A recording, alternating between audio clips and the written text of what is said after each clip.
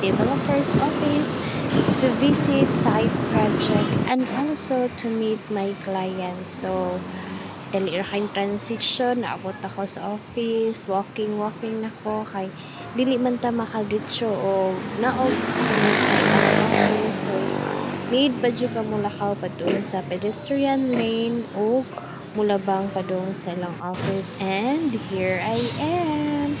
Abot ako sa office, guys. Waiting na ko ni client. And ara ang Saraya unit. Mao na siya, guys. Nindot kayo siya.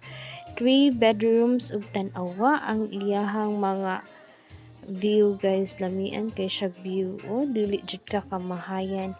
And next is the root unit na patay available corner lot. Ani mga guys, pwede siya ma-turn over 8 to